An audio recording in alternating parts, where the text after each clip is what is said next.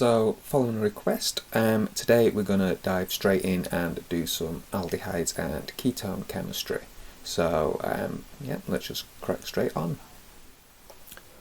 Right, so aldehydes and ketones, here we go. So let's start off by looking at their structures. So aldehydes, we have our carbonyl group here. This is going to be connected to some other chain of things, and what makes an aldehyde is that it has a kind of a H which sort of terminates the chain. Okay, so aldehydes have this hydrogen stuck on it there. Compare that to the ketones over on this side. So the ketones have the same carbonyl group, but this time it's attached to two other carbons, so R and R prime. These just represent different, or they can be the same, alkyl chains with potentially other stuff stuck on it as well. Right, so let's look at some examples and some naming of them. So let's consider the naming initially. So what we're going to do is we're going to take the alkane name of the longest chain, then we're going to knock off, so minus the E, and then add al. So hopefully this will make sense when we look at a couple of them. So let's start off with the most simple one. So I'm going to start with a CH3 bonded to my carbonyl with a hydrogen on the end. So the longest carbon chain includes the carbonyl carbon. So we've got 2 carbons in a row. So the alkane name would be ethane. I'm going to get rid of the E, and then I'm going to add al. So this time it's ethanal. We can do the same with something potentially longer. So I always like doing some skeletal formula. Let's make my aldehyde like this. So for it to be a skeletal formula, I'm not showing the carbons, they're just represented as the termination of each of these lines, and hydrogens aren't shown, just these hetero atoms. So connected to this carbon here, there would be a hydrogen that I'm not showing, which would make it an aldehyde. So longest carbon chain, let's number them. 1, 2, 3, 4. So it would be a butane, so it's derived from that. So we're knocking off the E, adding al, so this would be butanol. Al. Definitely al. Okay, let's hop over to the ketones. So naming this time, marginally more complicated, but I'll get to that in a moment. So this time we're taking the alkane, we're going to minus the E, and we're going to add this time one. So we'll start with the simplest one. So CH3 connected to my carbonyl carbon and CH3. So this is 1, 2, 3 carbons long. So propane, take off the E, propanone. That because the ketone group has got to be between 2 carbons, this is the smallest one that you're going to get. So ethanone doesn't exist, methanone doesn't exist. Okay, propanone is the first one you're going to come across. Let's look at a more complicated one. I've not thought these through, so I'm just going to randomly pick some here. Skeletal again, to give us something to think about. And I'm going to number the carbons. So how many is in this chain? I'm intentionally going to number from this end. 1, 2, 3, 4, 5, 6. So this would be hexane, so knock off the E, hexanone. Now, if I had done, say, this molecule, so I should have given myself a little bit more space. This also would be hexanone. 1, 2, 3, 4, 5, 6. But it's obviously it's an isomer. Okay, so this is a positional isomer. So this one up here, we have to number it. So after the hexane bit, you're going to say what carbon it's on, 3, and then polish it off with the own. Likewise this one, we know it's hexane because there's 6 of them, but this time it's on the number 2 carbon, hexane 2 own.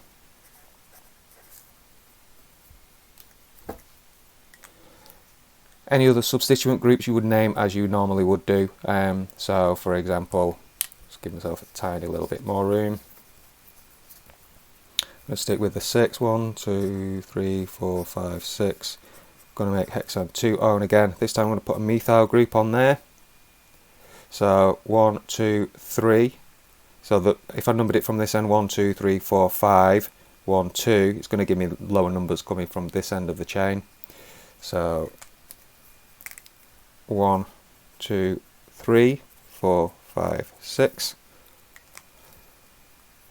So longest carbon chain is the hexane, and with an own on it on the 2 carbon. So hexane 2 own. And we need to say that we've got this methyl group here. Obviously the carbon's not shown because it's a skeletal formula, and it's a 3. So 3 methyl hexane 2 own. Apologies, my writing's a little bit scrunched up there.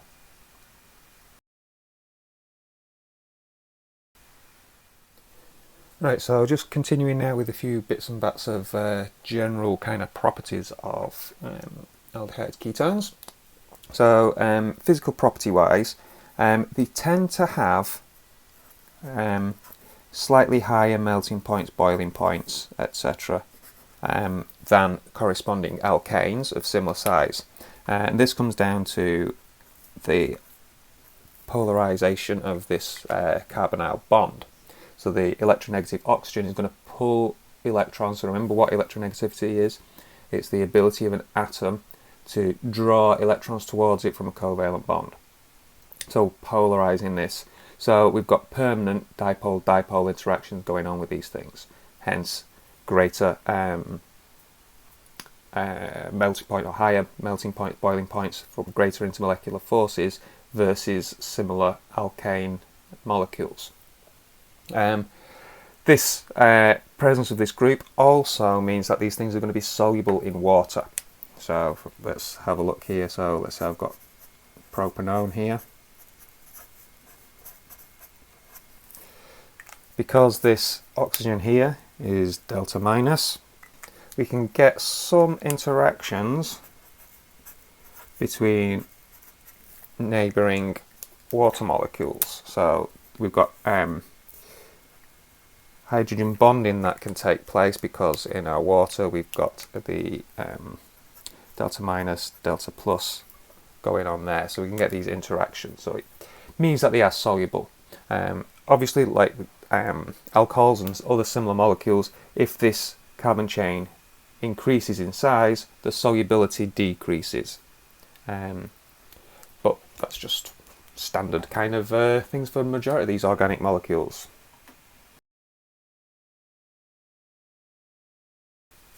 Right, so let's have a quick shufti at a couple of reactions now.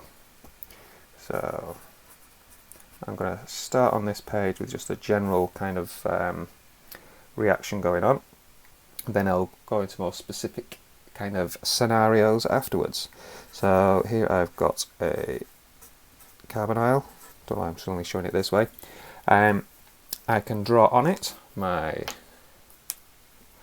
delta plus, delta minus, and these are susceptible to attack from nucleophiles. So I'm going to have a nucleophile over here. I'm going to just represent it as Nu.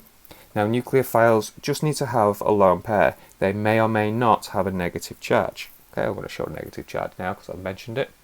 So Nu just represents a nucleophile. We'll look at specific cases afterwards. So where is this pair of electrons going to want to attack? Well, at my delta positive over here on my carbon, and my carbonyl is the victim. So my electrons are going to move from the lone pair. So I'm always really picky. I like to come from between the two electrons shown in the lone pair and head towards the carbonyl carbon that's delta positive. Now, as this moves in, the carbon now has essentially, because this is forming a new bond, has got 5 bonds, so it's got to lose one. And because our oxygen is delta minus, that is going to be the thing that picks up the electrons from this bond. So again, drawing it from the bond, and I'm going to aim right in the middle between the carbon and the oxygen. From there onto the oxygen. You don't want to be showing it coming over here from the carbon, okay? That's asking to lose marks. So the electrons are currently in the bond between the 2 atoms, so that's where you're going to show them coming from to the oxygen. Okay, stage 1 done. So now moving on, next bit. So now this carbon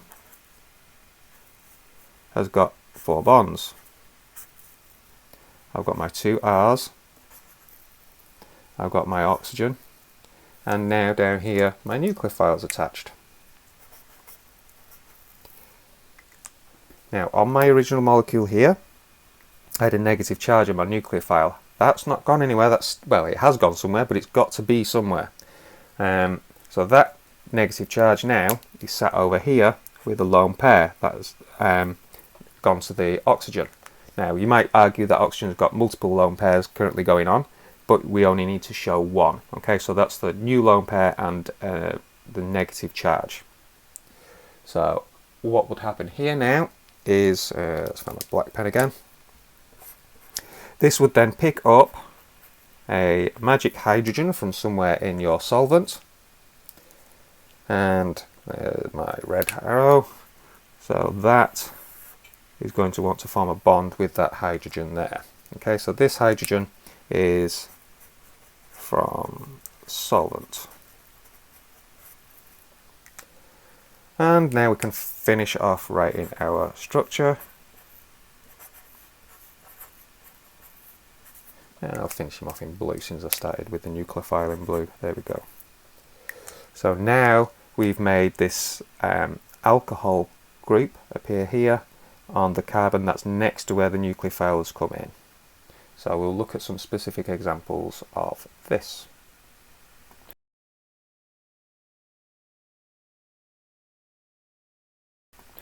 Right, as if by magic my sheet has now gone blank again. And one thing I forgot to mention just then was the name of this mechanism. So because I had a nucleophile, it's going to be a nucleophilic something, and we are adding a component, we're adding the nucleophile to the carbonyl, so we've got some loss of unsaturation. So this is nucleophilic addition. Okay. So nucleophiles, things that love positivity, okay, love positive charges, love these little delta positives, so that's why they come in, they love in this carbonyl carbon. Right, so now I'm going to use this as my title, so nucleophilic addition of aldehydes and ketones with cyanides. Okay, so first off I'm going to do a little bit of discussion about what these cyanide things are, and then we're going to get back into mechanisms. So a cyanide, for example hydrogen cyanide, this hydrogen is acidic and it can form H plus and Cn minus, and the lone pair would be on the carbon, and actually the negative charge is on the carbon as well, but typically you don't need to be specific with your negative charge, just the lone pair. So this would be our nucleophile. Now, a couple of things we need to know about hydrogen cyanide. It's a gas and it is very, very toxic. Okay, this kills you in very, very small doses. So we've got to be exceptionally careful if we were handling this stuff. And one of the questions that they do like to ask in exams is, why would we use a different substance other than hydrogen cyanide? So why might we use potassium cyanide? So potassium cyanide would form potassium salts and my cyanide again. I'll show my negative charge on the carbon this time. So it still forms the cyanide ion, but because this substance here is ionic, it would mean it's going to be a solid at room temperature.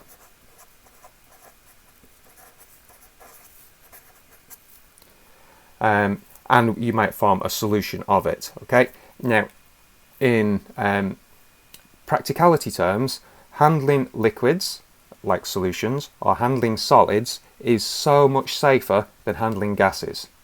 You spill a solid, you sweep it up. You spill a liquid, you could put some absorbent material on, soak it up, throw it away. Spill a gas and it's out in the lab and you're suffering. Okay, it's much safer to use this stuff. Okay, it's a much lower exposure potential, you would call it. So using this is much safer than using this because it is not a gas. This is a toxic gas and generally really nasty. Right, so that's cyanides. Let's get back to our mechanisms. Okay, so let's get back into curly arrow fun. Shall we pick something? Let's do let's go for propanol. So I'm gonna have CH3. Then I'm gonna have no, I'm not having propanol. I'm gonna have propanone because I started drawing something I shouldn't have done. There we go. CH3CO. I don't know why I've done my H's on different sides. Doesn't really matter. So my nucleophile this time. Down here, Cn minus lone pair. I can draw on if I wish. I wish I had more than 3 colours of these Sharpies. There we go. So now I've started to sketch this up. I can start seeing where things are going to move. Okay, I've got my lone pair over here. I've got my delta positive here. So my lone pair is going to sweep in there and form a new bond with that carbon. As this comes in, it's going to start moving these groups around a little bit and it's going to push these electrons to the oxygen. So it's again going from the bond to the oxygen. Step 2.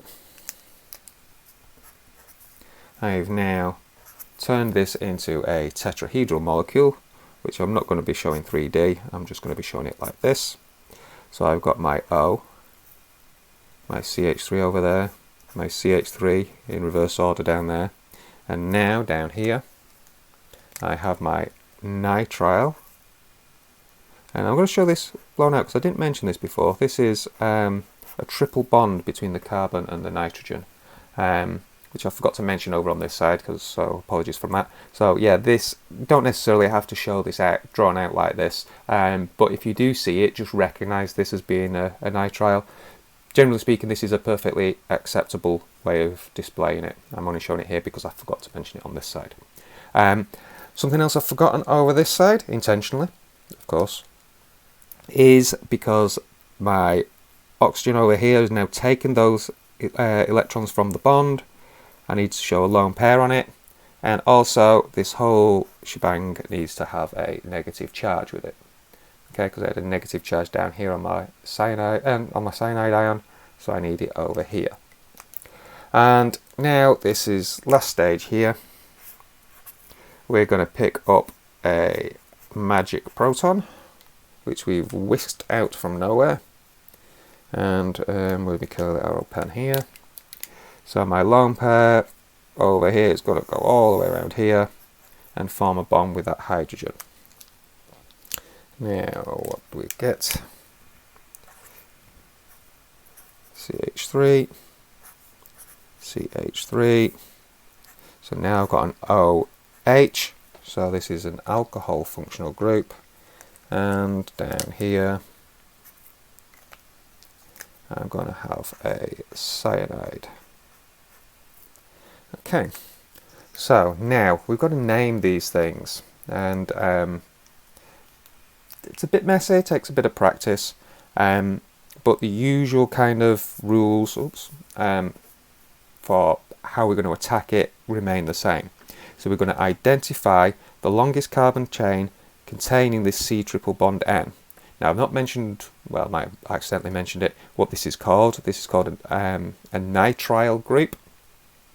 So this contains 1, 2, 3 carbons in a row, or if you go around this side, 1, 2, 3, it's the same. Now, longest carbon chain is 3, so I'm just going to number straight up the middle, 1, 2, 3.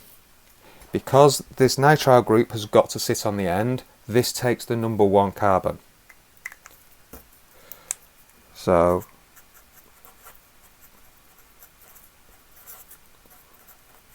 that takes the number 1 carbon. So I've got 1, 2, 3 in a row. So this is propane nitrile. And examiners are really fussy about ensuring this E is in there. So it's not propanitrile or anything like that, propane nitrile. So that's the longest carbon chain. I've got a methyl group and I've got an alcohol group. And because this alcohol group isn't the main focus of this, we're not going to put it as an ol. We're going to name this hydroxy. So we've got a hydroxy group and a methyl group. So alphabetical ordering means that we're going to put the hydroxy first, followed by the methyl. And because I start from this end, I'm going to write the methyl next. And I'm going to then put hydroxy. And we do need to number them, okay? Especially when they get longer. So the methyl and the hydroxy are both on the number 2 carbon.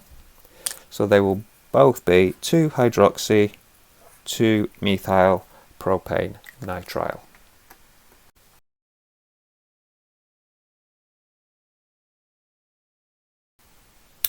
Right, here we go with another mechanism. So this time I've got an aldehyde. I'll move it over because I realise my camera's a bit fuzzy over that side. I've got 1, 2 carbons in a row. So this is ethanal, okay? Because my hydrogen's at the end telling me it's an aldehyde. I have 2 carbons in it, ethanal. Okay, good stuff. I have my cyanide. I'll show my triple bond this time. And my negative charge, and most importantly, my lone pair. This time I haven't labelled my partial charges, which you are always welcome to do. Just always remember, if you're doing partial charges, they've got to be partial charges and not full ones, okay? Because you would get penalised for that. So my first movement, my lone pair on my nucleophile. This is going to be attracted to the carbon of the carbonyl, because that's the nice reactive bit of it. Meanwhile, my carbonyl bond here is going to be disrupted. So the electrons within one of those of that double bond are going to move to the oxygen. This then is tick mark done. Good. Next stage. So here I'm going to have a carbon, my hydrogen. I'm going to have a bond down there and a bond over to my oxygen here. I'm going to keep my nitrile in blue just because I've started that way. And I'll stick with my triple bond being shown. So, I've draw this. What have I missed? Well, hopefully you spotted I've missed out on a lone pair up there on that hydrogen and a accompanying negative charge. So, this is probably another mark, getting the structure correct, and this is almost there now. So we just need now to pick up the magic hydrogen. Remember, this is coming from the solvent somewhere. We're going to form a bond from the lone pair of the oxygen to the hydrogen. Okay, so again, be really crisp with your arrows. Make sure they're going from the right place to the right place. We're forming a bond with the hydrogen. This then gives us our product. Left a little. So I have a methyl group attached to a central carbon. I've got a hydrogen. I've got an O, H, and down here, make that bond a little bit longer. And then I made a nice blue nitrile group there. Okay, so first thing, let's name her. Okay, so we have 1, 2, 3 carbons in a row. I'll just number them for the sake of it here. 1, 2, 3. So much like previous example, this is going to be a propane nitrile. So propane nitrile, 3 carbons in a row. This time we haven't got a methyl group, but we do have a hydroxy on it, and the hydroxy is sitting on the number 2 carbon. So 2 hydroxy propane nitrile. That is actually an X in there. So 2 hydroxy propane nitrile. I'm going to write this bigger because I just realised it is very, very cramped. Hydroxy. So just remember, don't ever be afraid of writing something out. If you've messed it up, don't worry, redo it. Because what's the sake of 5 seconds to make sure you get it right? 2-hydroxypropane nitrile. Okay, so naming done, mechanism done. Right, now, interesting thing about this one. Let's take a look at this carbon in the middle here.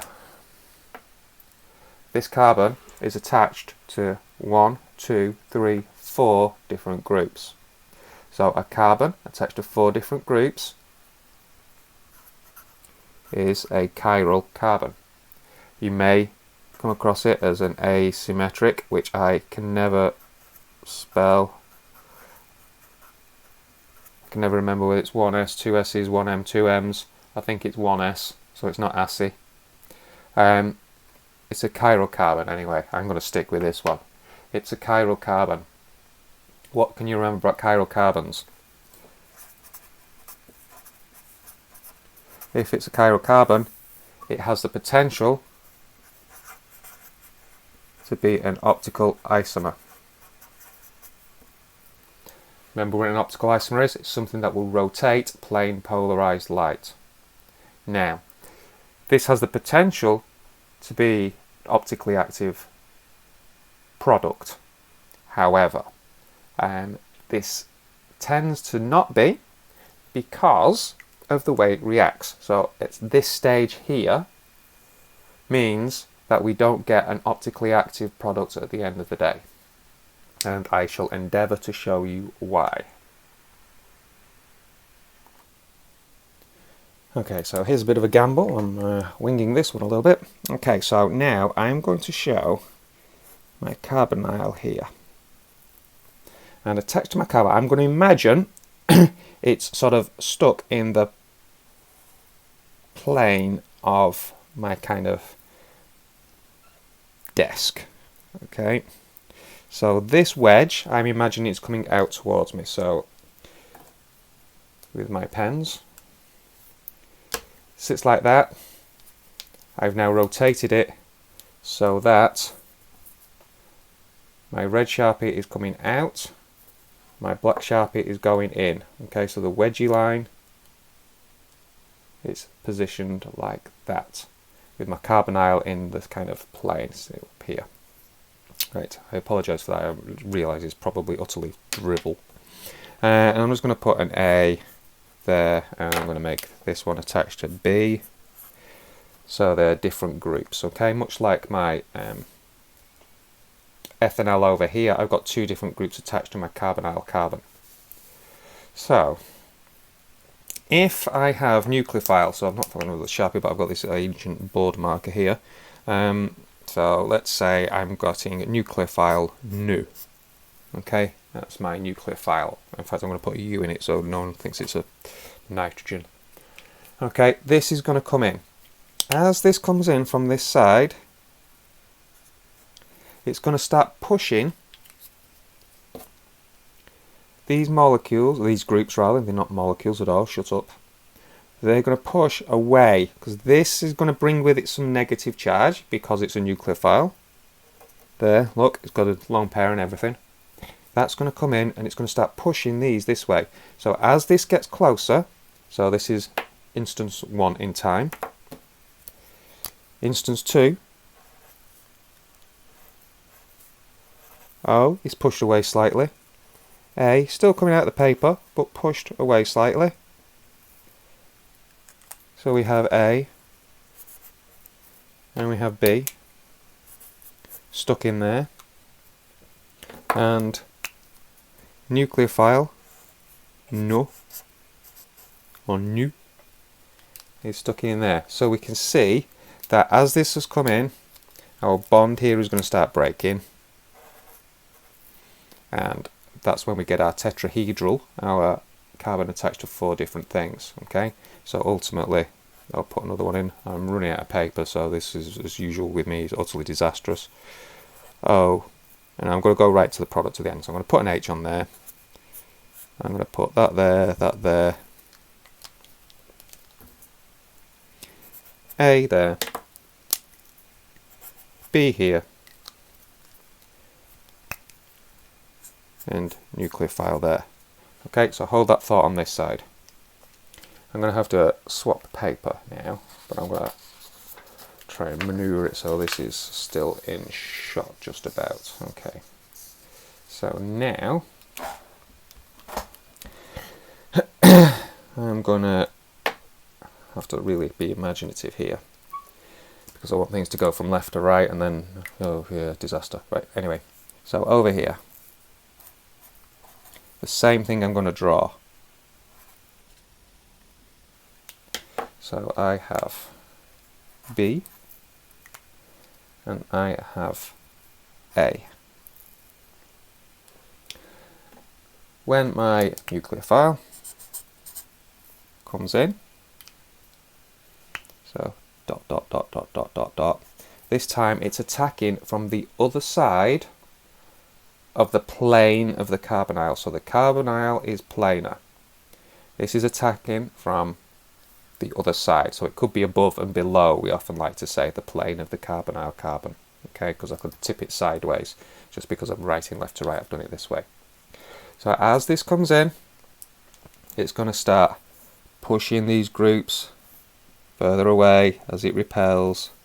They're going to move. Those aren't any kind of arrows, there's just me just waffling. As this comes in, intermediate bit, they start to move in this direction. Got my A, got my B, there we go. Nu is coming in here,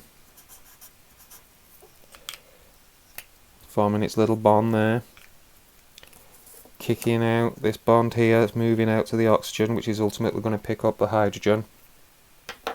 This time my nucleophile is bonded to my carbon, which is bonded to my OH, and then down here coming out of the plane of the board is group A, and I'm managing too many pens here. Down here is group B. Okay, now I'm going to put all my lids on. This is getting very complicated for me over here. Things you can't see off camera. Right, now if you imagine, I'm going to review these as if I'm looking down the line of the nucleophile. So my eye that I'm going to look at it is here, so that's my beady eye, and I will do the same on this other one over here. Right, that's a clever use of paper.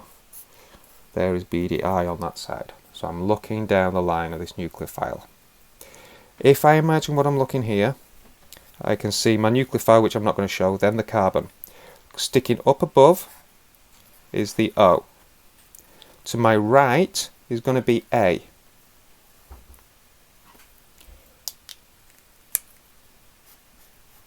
And to my left, because that's disappearing down into my desk currently, is going to be B. Okay, so it's in that kind of order. I'm going to redraw this one up here now. Oh God, oh, I'm sorry, I'm useless. There we go. So I was looking down from there. O was up at the top. This A is coming out of my paper, coming out of this way. So when I'm looking down, it's sticking off to this side, and B is sticking off to this side over here. Going to do the same task over here, so I'm looking down my kind of root, my bond axis of the nucleophile to the carbon. So directly in my line of sight is the carbon. Up above is going to be the oxygen of the hydroxy group. Now, this wedge for A is now going to be sticking this way out. Okay, I could just draw a straight line really. So that one is A. Sticking out this side is B. So if we went ABO alphabetically, this is going round that way. ABO, this is going round that way. So these have a different arrangement in space. Remember, this is three-dimensional because you've got your nucleophile up here as well. So these are in a different order. It's a different arrangement in space. So these two molecules are optical isomers. Now, back ages ago, which seems like hours, I said that these things often are not optically active. But now I've just said they contain optical isomers. The reason for this goes back to this stage here. Okay, so if we're comparing attack from this side by the nucleophile or attack from this side by the nucleophile, there is an equal chance of attack from either side of the plane of the carbonyl, i.e. from above and below. Because there's an equal chance, you get a 50-50 mixture.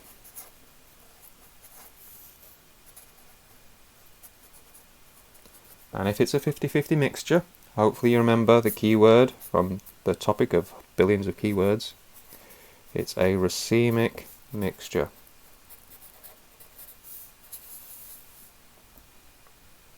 Right, apologies for my slightly sloppy diagrams here. It was the best I could kind of come up with on the fly without any 3D models, which I forgot to bring. Okay, right.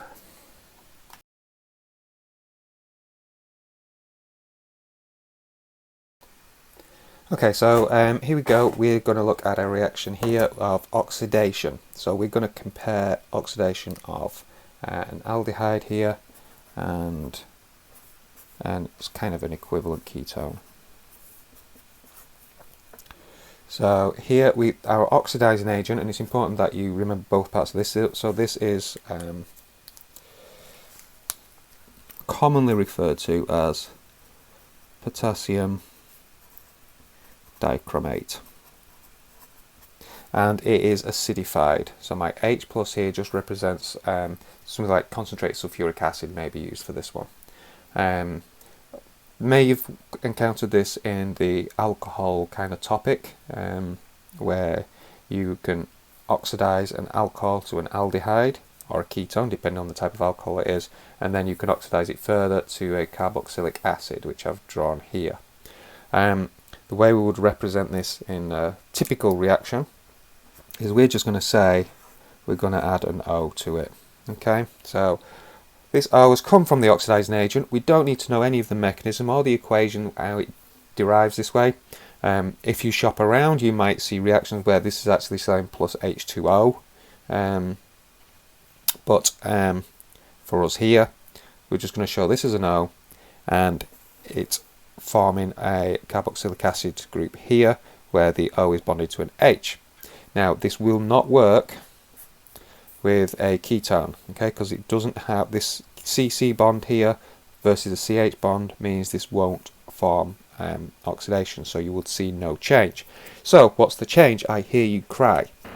So this potassium dichromate is orange, and when this oxidizes the aldehyde, the potassium dichromate is reduced, and as it reduces we get a colour change, and it goes from orange to green. Okay, now these do not represent the colour of these substances above. This is the colour change of the oxidizing agents. Please do not get that mixed up,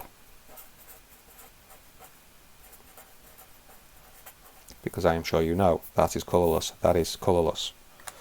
Right, so that's the oxidation state. Okay, so oxidation stage rather.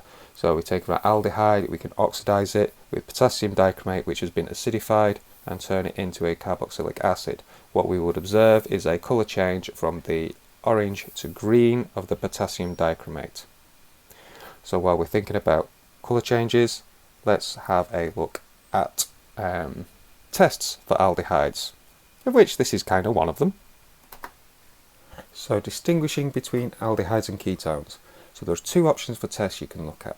You can use Tollens reagent, which I'll go into in a minute, and Phelan solution as well. Okay, so you can discuss either of these should you have to in an exam.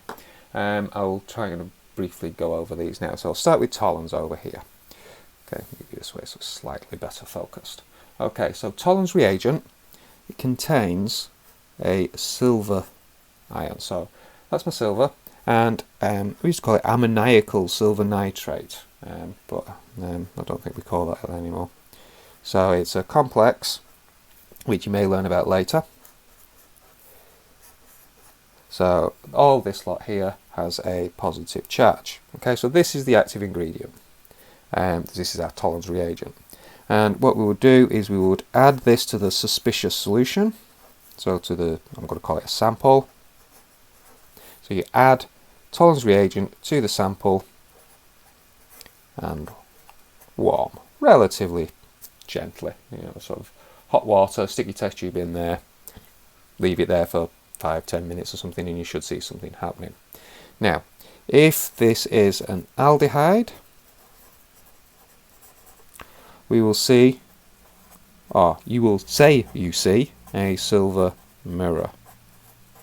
So this silver here will be reduced as the aldehyde is oxidized.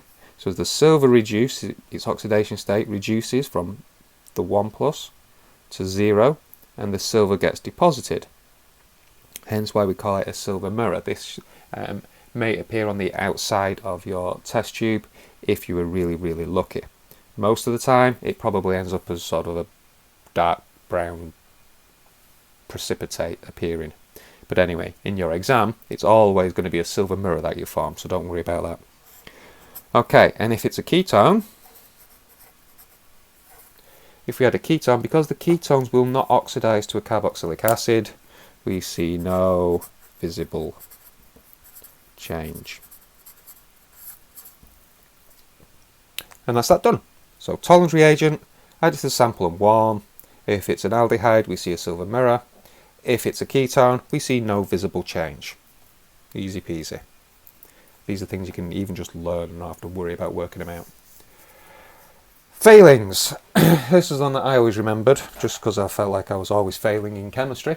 This time we take a complex of a copper ion.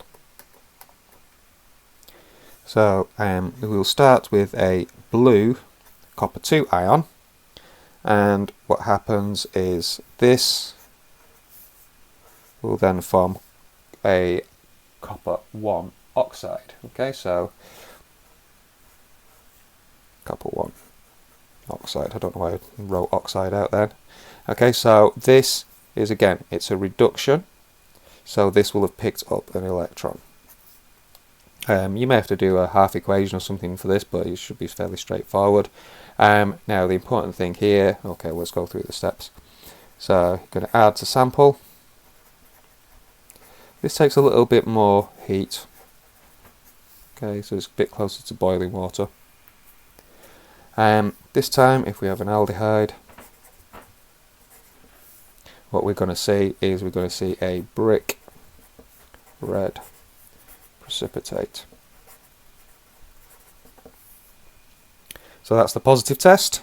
If nothing happens, surprise, surprise, no visible change occurs, this would indicate the presence, or we're going to pretend it is a ketone. Okay, so if it's a choice between an aldehyde and a ketone, if It's a brick red precipitate. It's going to be an aldehyde, no visible change at ketone. So the reduction in this case, so again, these are being oxidized, the aldehyde has been oxidized. The copper's being reduced from copper 2 to copper 1, and that's why we get a change in colour, because the change in oxidation state leads to a change in colour for transition metals.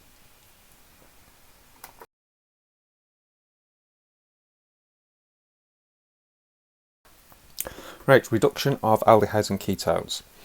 So first off, we have a reducing agent to reduce them.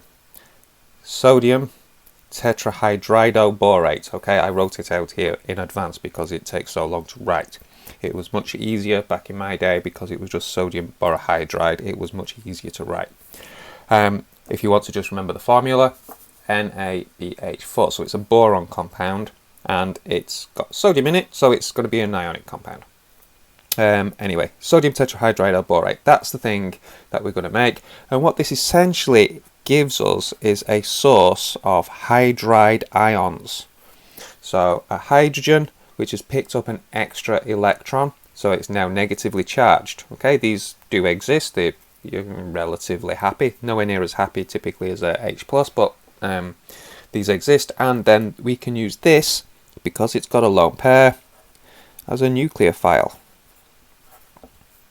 And we're going to use the same reactions as we did before when we had our cyanide to add hydrogen to our carbonyls. So let's start. Okay, so here I'm going to start with an aldehyde. My hydride ion here, just like our previous ones, this is going to be attracted to my delta positive. In fact, I'll write them in this time. I don't normally like them because it clutters up. Delta positive carbon, this is attracted in. As this comes in, what's it going to do? It's going to move the electrons from the bond up to the oxygen. This hopefully is looking relatively familiar. CH3 is still up there. I've got my O. I'm going to finish my O in a second. Now I've got a new bond down to my hydrogen, and the previous hydrogen is still sat over there. Okay, so I've now got a tetrahedral carbon. My oxygen will have now picked up those 2 electrons and a lone pair. Because this will be done in a solution somewhere, we have another magic hydrogen there to come and satisfy our need to get rid of all our charges. So that's going to form a new bond between the O and the H. And what do I make? Well, lo and behold, I've now formed an alcohol, 2 carbons long, ethanol. Okay, so now I've just made ethanol. If you remember from your alcohol topic, this is just the kind of reverse reaction, not reverse reaction, that's really, really wrong, but you know, the reverse process perhaps, where you look at ethanol turning into an aldehyde and then maybe onto a carboxylic acid with oxidation. This time we're reducing it. So now from our aldehyde we've made a primary alcohol. So if you remember, primary alcohols turned into aldehydes. I'm going to do the same reaction with a ketone. Hydride ion. I'm ready for my tea now, so I'm rushing a little bit. Hydride ion is going to come in. Double bond breaks, goes to the oxygen. I now have my carbon. 4 bonds attached to it. A CH3 over there. A CH3 over here. I've got a hydrogen there. I've got an O minus with a lone pair. Along comes a passing magic hydrogen. Oxygen lone pair forms a bond with it. I now make my product of this reduction. I don't know why that C is so small. So this time, this carbon is attached to my alcohol, so it's an alcohol. 1, 2, 3. Propan. The alcohol is on the number 2 carbon. 2 ol. this carbon is attached to two other carbons. So this time, this is a secondary alcohol. So aldehydes form primary alcohols on reduction. Ketones form secondary alcohols on reduction. Very last thing on this now. Aldehyde. I'm going to make my alcohol, so this is my reduction process. So there's my ethanol. How many hydrogens have I added? I've added one onto the alcohol group. I've added a second one onto the carbon. So if you were showing this as a kind of a regular reaction, a bit like those O's in brackets we showed earlier, I'm just saying I've got two hydrogens that have come from my reducing agent. So if you were asked to write one of these out and balance it, just remember that we're going to need two of these hydrogens. Okay, that's the topic done. Any questions, please post.